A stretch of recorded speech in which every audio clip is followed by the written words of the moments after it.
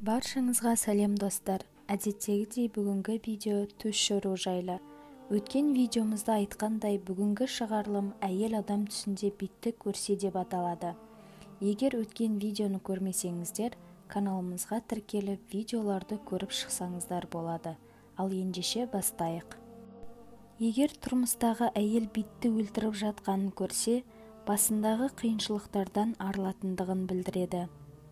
Тұрмыстағы әйел биттің қанын көрсе, оған біреу зиян беретіндігін білдіреді, сондықтан да абай болған жөн. Ал егер де тұрмыстағы әйелді бит шағып алса, ол қаржылай қиыншылықтарға тап болатындығын білдіреді. Егер де бит жүкті әйелдің артынан қуып жүрсе, ол әйелді көре алмайтын және қызғанатын адамның бар екендігін білдіреді. Сондай-ақ тұрмыстағы әйел битті көрсе, арам ақша қолданып жүргендігін білдіреді. Егер әйел адам түсінде битті өлтіріп жатқанын көрсе, басында болып жатқан қиыншылықтардан құтылу үшін амалдар жасап жатқандығын білдіреді.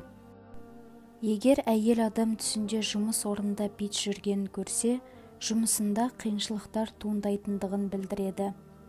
Бойдақ қыз түсінде битті көрсе, ол қыздың өмірінде әлсіз ер адам бар екендігін білдіреді. Егер де бойдақ қыз түсінде бит шағып алғанын көрсе, ол қыздың қасында жаман адамдар бар екендігін білдіреді. Бойдақ қыз түсінде битті көрсе, оны біреулер алдап жүргендігін білдіреді. Ажырасқан әйел түсінде көп битті көрсе, оны алдап жүрген еркектердің бар екендігін білдіреді.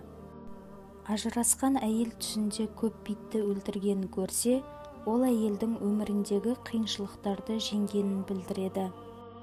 Достар, осымен түс шоруға арналған шығарылымымыз аяқталды. Егер де біздің видеомыз ұнаған болса, лайк басып комментарий қалдырыңыздар және де подписаться бөлімін басып, қоңырауды басуды ұмытпаңыздар.